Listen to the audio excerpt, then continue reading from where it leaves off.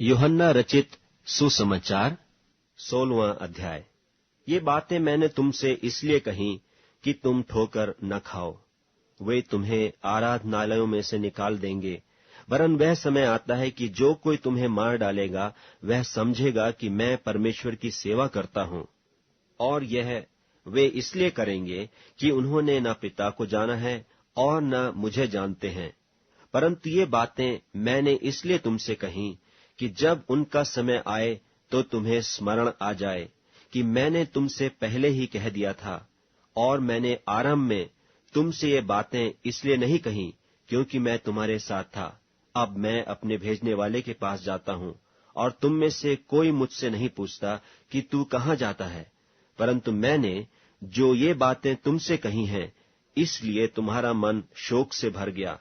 तो भी मैं तुमसे सच कहता हूं कि मेरा जाना तुम्हारे लिए अच्छा है, क्योंकि यदि मैं न जाऊं तो वह सहायक तुम्हारे पास न आएगा, परंतु यदि मैं जाऊंगा तो उसे तुम्हारे पास भेज दूंगा। और वह आकर संसार को पाप और धार्मिकता और न्याय के विषय में निरुत्तर करेगा। पाप के विषय में इसलिए कि वे मुझ पर विश्वास नहीं करते, और धार्मिकता के विषय में इसलिए कि मैं पिता के पास जाता हूं और तुम मुझे फिर न देखोगे। न्याय के विषय में इसलिए कि संसार का सरदार दोषी ठहराया गया है। मुझे तुमसे और भी बहुत सी बातें कहनी हैं, परंतु अभी तुम उन्हें सह नहीं सकते। परंतु जब वह अर्थात सत्य का आत्मा आएगा तो तुम्हें सब सत्य का मार्ग बताएगा, क्योंकि वह अपनी ओर से न कहेगा, परंतु जो कुछ सुनेगा वही कहेगा, और आने वाली बातें तुम्हें बताएगा। वह मेरी महिमा करेगा, क्योंकि वह मेरी बातों में से लेकर तुम्हें बताएगा। जो कुछ पिता का है वह सब मेरा है, इसलिए मैंने कहा कि वह मेरी बातों में से लेकर तुम्हें बताएगा। थोड़ी देर में तुम मुझे न देखोगे, और फिर थोड़ी देर में मुझे देखोगे। तब उसके कितने चेलों ने आपस में कहा, यह क्या है जो वह हमसे कहता है कि थोड़ी देर में तुम मुझे न देखोगे और फिर थोड़ी देर में मुझे देखोगे? और यह इसलिए कि मैं पिता के पास जाता हूं। तब उन्होंने कहा, यह थोड़ी देर जो वह कहता है क्या बात है? हम नहीं जानते कि क्या कहता है। यीशु ने यह जानकर कि वे मुझसे पूछना चाहते हैं, उनसे कहा, क्या तुम आपस में मेरी इस बात के विषय में पूछ-पाछ करते हो कि थोड़ी देर में तुम मुझे न देखोगे और फिर थोड़ी देर में मुझे देखोगे? मैं तुमसे सच सच कहता हूं कि तुम रोओगे और विलाप करोगे, परंतु संसार आनंद करेगा। तुम्हें शोक होगा, परंतु तुम्हारा शोक आनंद बन जाएगा। जब स्त्री जनने लगती है तो उसको शोक होता है, क्योंकि उसकी दुख की घड़ी आ पहुंची।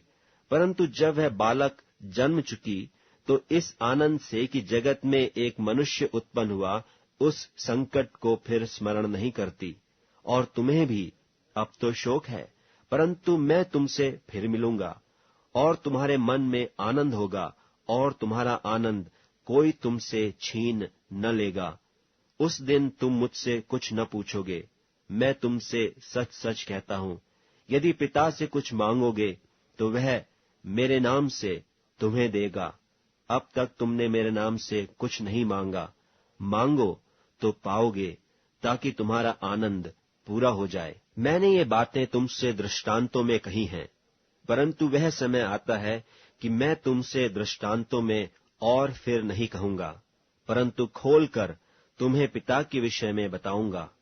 उस दिन तुम मेरे नाम से मांगोगे, और मैं तुमसे यह नहीं कहता कि मैं तुम्हारे लिए पिता से विनती करूंगा, क्योंकि पिता तो आप ही तुमसे प्रीति रखता है, इसलिए कि तुमने मुझसे प्रीति रखी है, और यह भी प्रतीति की है कि मैं पिता की ओर से निकल आया। मैं पिता से निकलकर जगत में आया हूं, फिर जगत को छोड़कर पिता के पास जाता हूं। उसके चेलों ने कहा, देख, अब तो तू खोलकर कहता है और कोई दृष्टांत नहीं कहता। अब हम जान गए कि तू सब कुछ जानता है और तुझे प्रयोजन नहीं कि कोई तुझसे पूछे। इससे हम प्रतीति करते हैं कि तू परमेश्वर से निकला है। यह सुन यीशु ने उनसे कहा, क्या तुम अब प्रतीति करते हो?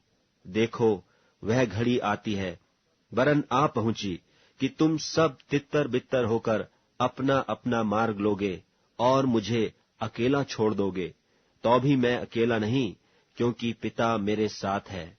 मैंने ये बातें तुमसे इसलिए कही हैं कि तुम्हें मुझ में शांति मिले।